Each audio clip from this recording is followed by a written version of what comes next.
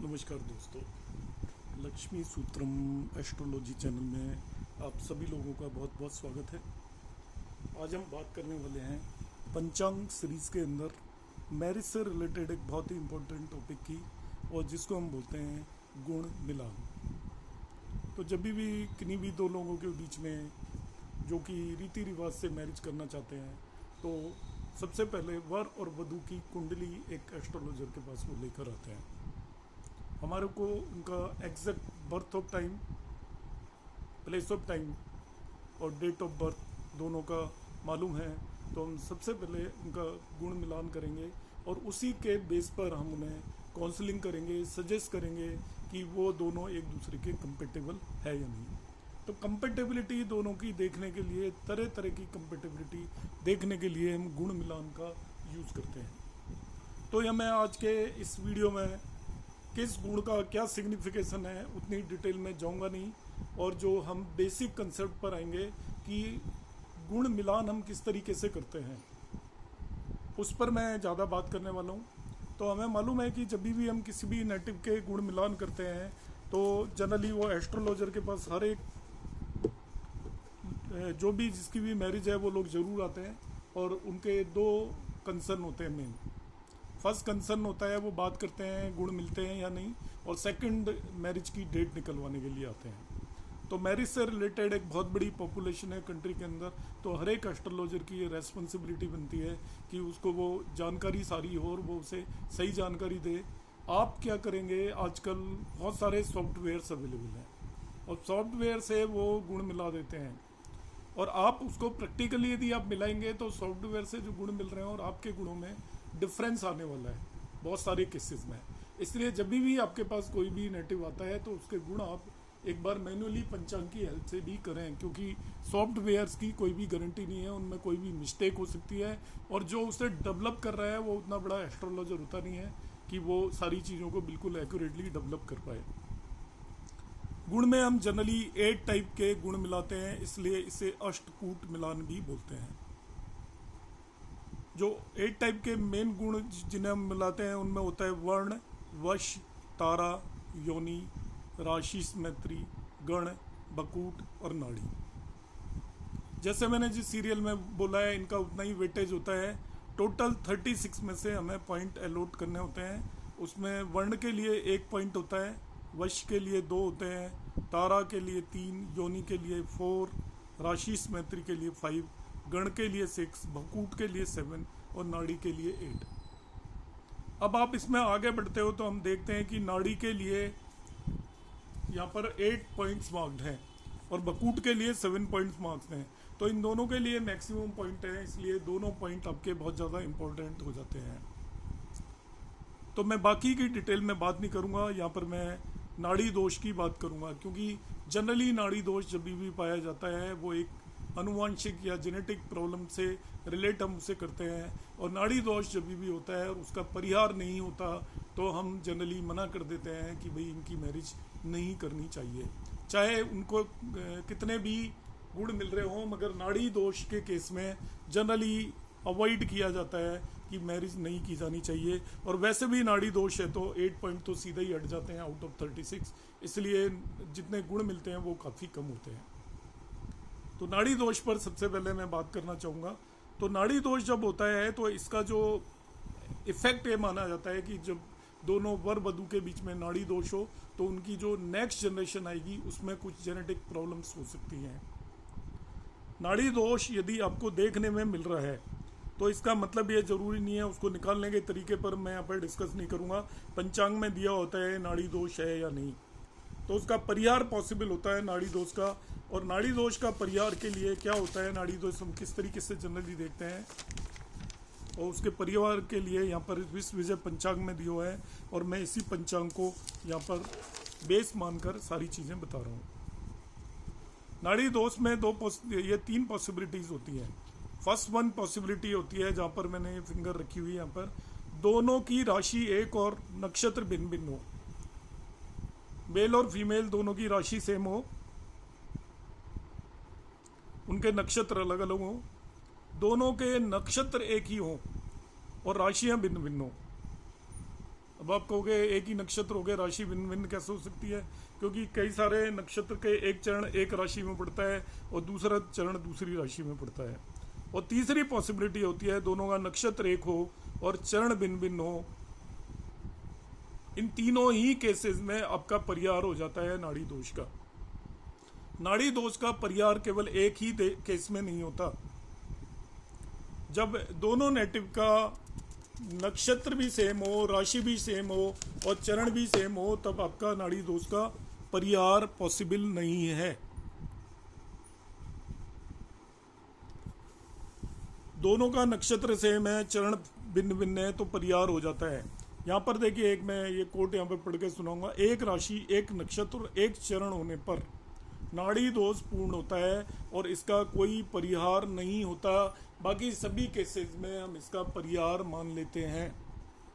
Generally को all time astrologers बोलते हैं कि यदि नक्षत्र दोनों का सेम है तभी भी वो नाड़ी दोष मान लेते हैं और उसको 8 पॉइंट्स नहीं देते। मगर करंटली ऐसा माना जाता है और ऐसा आपका शास्त्रों में भी लिखा हुआ है, विवाह वृंदावन में भी लिखा हुआ है कि यदि नेटिव दोनों का, वर और वधू दोनों का जन्म एक ही नक्षत्र और सेम चरण में हुआ हो तो उन दोनों के बीच में नाड़ी दोष होता है। और दोस्तों, आपको मैं बात बता देता हूँ कि आपके गुण कितने भी मिल रहे हों, पर इन जनरल यदि नाड़ी दोष एग्जिस्ट करता है तो हमें मैरिज के लिए उन्हें अवॉइड करने के लिए बोलना चाहिए। वैसे बहुत सारे लोग गुण मिलाते भी नहीं हैं और गुण का सिग्निफिकेंस भी नहीं समझते, मगर यदि आप पूरे रीति रिवाज से काम कर रहे हो और गुण मिला रहे हो तो आपके कम से कम इन जनरल 18 गुण मिलने चाहिए दोनों के, और नाड़ी दोष भी नहीं होना चाहिए।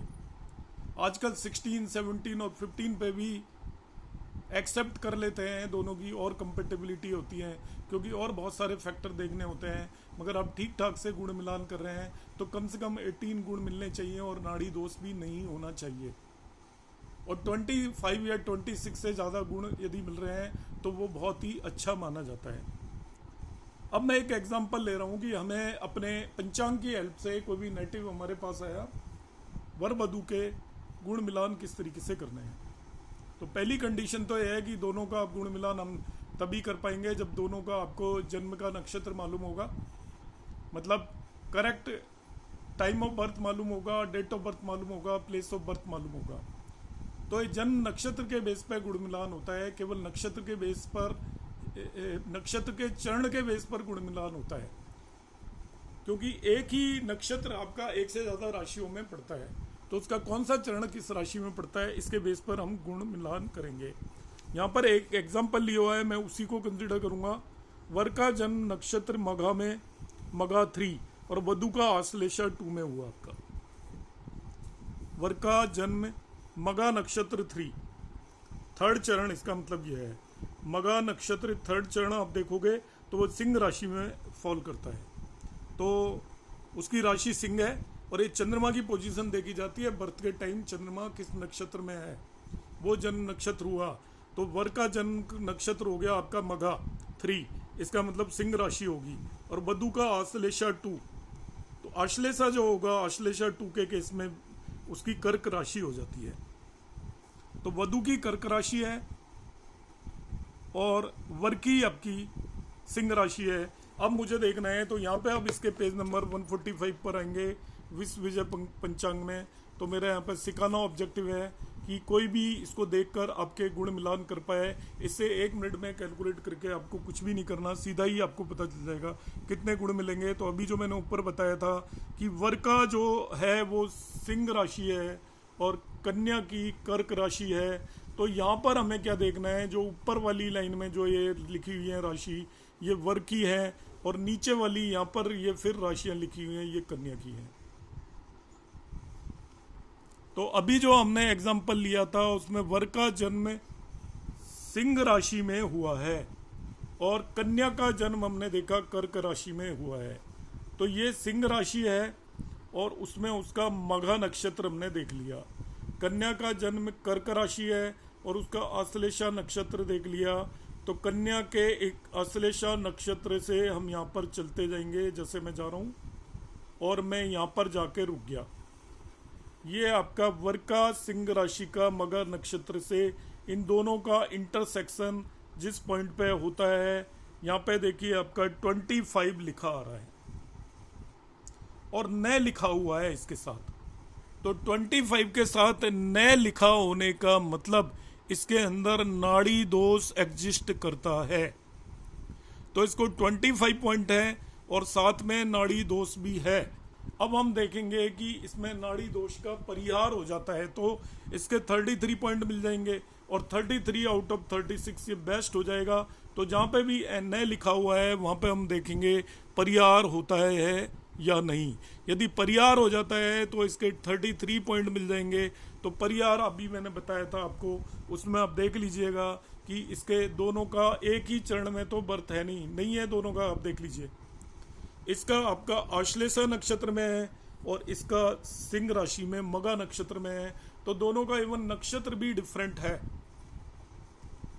नक्षत्र डिफरेंट है तो इस केस में हम कंसिडर कर लेते हैं कि ये परिहार माना जाता है। सेम नक्षत्र और सेम चरण में परिहार नहीं होता। तो इसमें 25 में और 8 पॉइंट ऐड कर देंगे। इस तरीके से इनके हम कहेंगे 33 गुण मिलते हैं। मैं एक्सप्लेन करने के लिए यहाँ पर एक और केस ले लेता हूँ कि सपोज वर का जन्म आपकी मेष राशि में अश्विनी नक्षत्र में है और कन्या का जन्म मेष राशि में अश्विनी नक्षत्र में है और वर का जन्म मिथुन राशि में आपका आद्रा नक्षत्र में है। अब आपको उनके गुण मिलान करने हैं।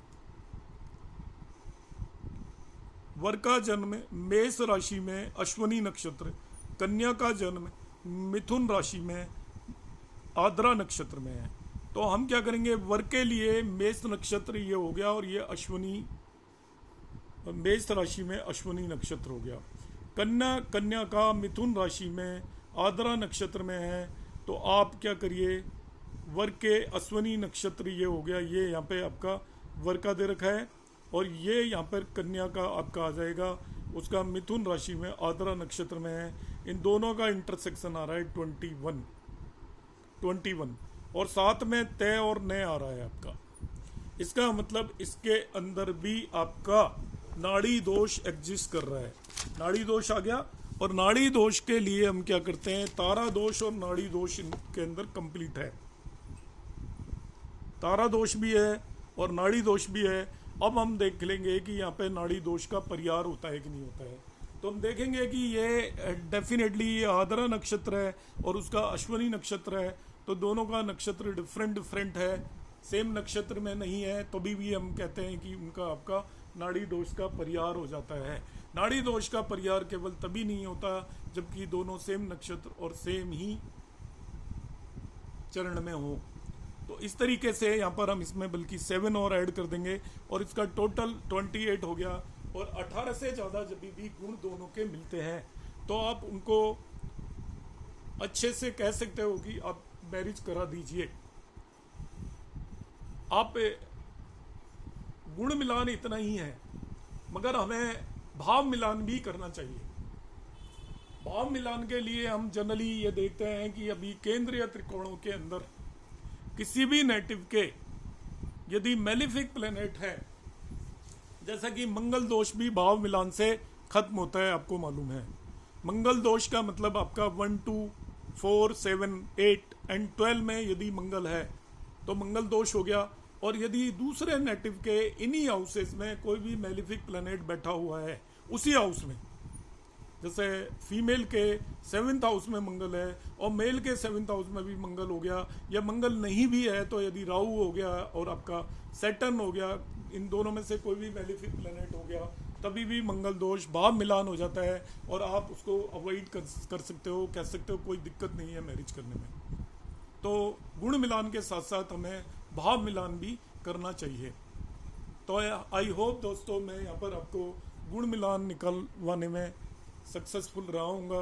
और आपको मेरा ये वीडियो कैसा लगा कमेंट बॉक्स में आप कमेंट करिएगा, जिससे कि मैं इसमें और मॉडिफिकेशंस लेके आ सकूँ। आप सभी का अंत तक के वीडियो देखने के लिए बहुत बहुत धन्यवाद।